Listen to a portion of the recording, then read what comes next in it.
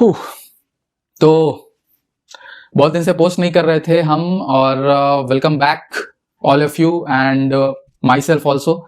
और max Holloway और kelvin cater के बीच में जो भी मैच हुआ है वो मैं देख रहा था, तो उसके बाद से वीडियो बनाना बनता है। लेकिन आप लोग सोच रहे होंगे कि बहुत दिन से मैं नहीं पोस्ट कर रहा था, क्योंकि थोड़ा मतलब मैं एग्जाम था, पढ़ाई लिखाई चल रही थी, और उतना ज्यादा यूएफसी एक्टिव भी नहीं था। 2020 से 2021 के बीच में थोड़ा सा गैप था, और फाइट्स भी नहीं हो रही थी, तो इस वजह से मैं पोस्ट भी नहीं कर रहा था। लेकिन अपडेटेड हूँ नॉलेज से, न्यूज से, और खबीब कॉर्नर के बारे में भी बात करनी है आज, और बात करेंगे। आप अगला वीडियो या उसके अगला का अगला वीडियो आप देख सकते हैं, तो उसके बारे में मैं पोस्ट करूंगा।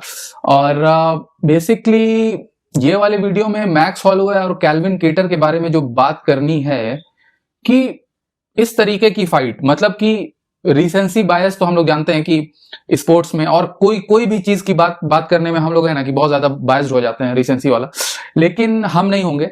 लेकिन तब भी ये वाली fight one of the best है। मतलब जैसे आपको जैंग वेली और जोआना वाली जो फाइट हुई थी पिछले साल मार्च में शायद, तो उस फाइट को देखने के बाद लग रहा था कि मतलब one of the best fight. और पिछले साल 2020 की फाइट ऑफ द ईयर वो वाली फाइट थी, तो वो वाली फाइट और ये वाली फाइट को आप कंपैरिजन कर सकते हैं, इतनी जबरदस्त ये वाली फाइट है। और अगर आप सोचिएगा कि कंटेंडर मिल गया है फाइट ऑफ द ईयर 2021 का, तो कुछ गलत नहीं है। मतलब ये वाली फाइट आप नहीं देखें तो आई थिंक बहुत बड़ी चीज मिस कर गए।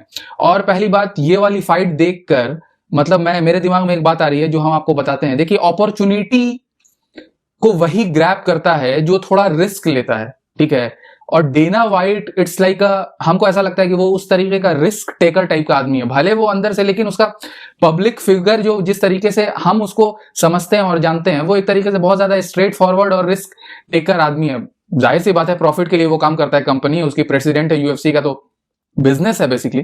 लेकिन तब भी मतलब आप देखिए, ये इतना अच्छा फाइट, उसको वो सोच रहा होगा कि एबीसी जो अमेरिकन नेशनल टेलीविजन टेलीकास्ट का मतलब जो मेन चैनल है, उस पे फ्री में ये वाली फाइट आपको दिखाई गई है, और इतना अच्छा प्रमोशन हुआ है। और खास करके मेन इवेंट ये वाला जो इतना ज्यादा जबरदस्त है, डेना वाइट के लिए it's like a bumper prize है। क्योंकि ये वाली फाइट से अगर एबीसी पे नहीं भी होता तब भी ये यूएफसी का स्टॉक अप कर रहा होता है। ये वाली फाइट इतनी अच्छी फाइट थी।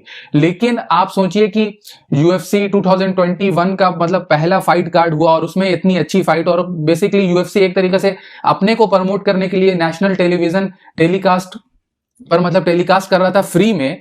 और ये इस तरीके ऐसी फाइट मतलब अगर कहीं पर भी फ्री में टेलीकास्ट की जाएगी तो मतलब बताया जाएगा कि चलो चलो दोस्त देखो, ये वाली फाइट देख रहे हो, ये वाली फाइट देख रहे हो। अगर पेपर व्यू पर रहेगा तो उस तरीके से आदमी किसी को बोल नहीं सकता है। लेकिन अगर टीवी पर फ्री टेलीकास्ट हो रहा हो तो अपने दोस्त को बारे वो चैनल स्विच करो, और उसके बाद से देखो कितनी जबरदस्त फाइट चल रही है। मैक्स हॉलोवे जो आपको फेदरवेट का गोट कहा जाता है, मतलब कि बेसिकली जोसे आल्डो को भी कहा जाता है, तो उनके दोनों के बीच में, लेकिन जोसे आल्डो को 2 बार हरा चुका है, तो इस वजह से मैक्स हॉलोवे को माना जाता है। लेकिन अब बात कर लेते हैं। देखिए, मेरा वीडियो एकदम स्विच हो रहा है मैक्स हॉलोवे से अलेक्जेंडर वोकोनास्की पे। तो अलेक्जेंडर वोकोनास्की एक तरीके से उसके बारे और मैक्स हॉलोवे के मैच के बीच में जो 2 मैच हुआ है, उसमें अगर हम बात करते हैं कुछ ना, तो हमको थोड़ा डिसरिस्पेक्टफुल टाइप का लगता है कि मैं क्यों बात कर रहा हूं अलेक्जेंडर वोकोनास्की, क्योंकि वो चैंपियन है और 2 मैच फॉर्मर चैंपियन से जीत चुका है। भले हम सोचते हैं कि वो नहीं जीता है, ठीक है,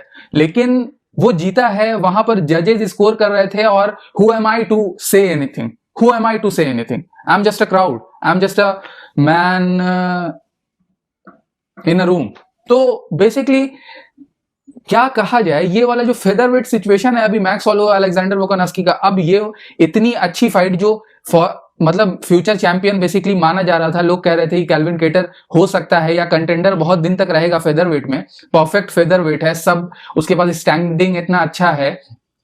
अगर ये वाली फाइट जीतता तो उसके पास से ओर्टेगा के साथ फाइट होती, तो ओर्टेगा का ग्राउंड वाला गेम उतना अच्छा है, तो उस वजह से मतलब कैल्विन केटर को प्रॉब्लम होती। लेकिन अब मतलब कि अब तो मैक्स हॉलोवे जीत गया भाई, तो अब क्या होगा मैक्स हॉलोवे और अलेक्जेंडर वोकोनास्की का थर्ड फाइट होगी कि नहीं होगी।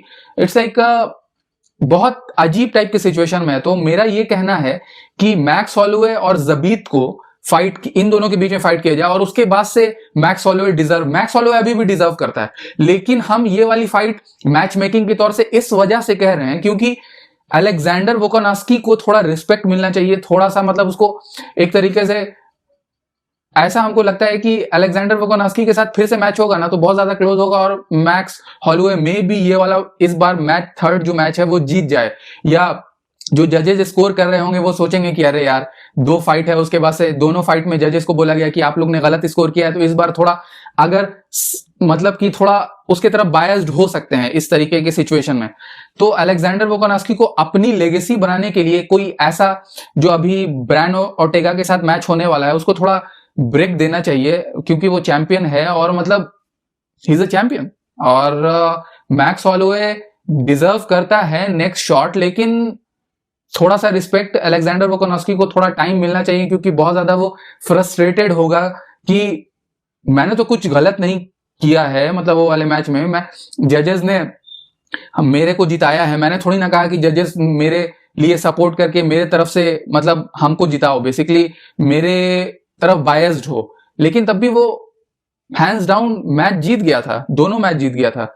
हम नहीं मानते कि जीता था, लेकिन जीत गया था। और मैक्स हॉलोवे इट्स लाइक बहुत जबरदस्त फॉर्म में है, और ये वाली फाइट बेसिकली 50-42 हमको नहीं मतलब याद है कि कब ऐसा स्कोर कार्ड मैंने देखा था।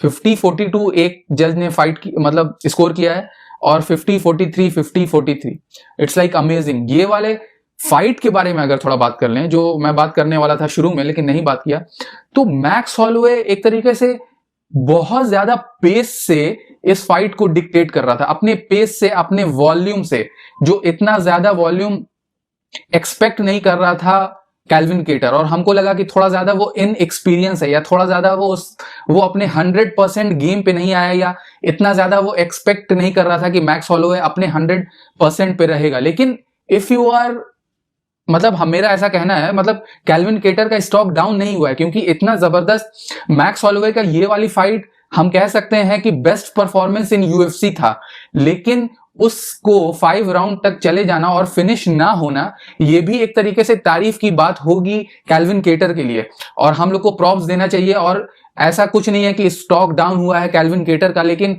वो थोड़ा स्टेप डाउन हुआ है, अभी 2-3 फाइट उसको फिर से लगातार जीतनी होगी इस सिचुएशन में आने के लिए। लेकिन उसके साथ उसका एज है और अभी वो इस डिवीजन के लिए यंग है, तो अब मैक्स हॉलोवे के लिए आगे एकदम बहार ही बहार है, और जबीत वर्सेस मैक्स हॉलोवे नेक्स्ट होना चाहिए।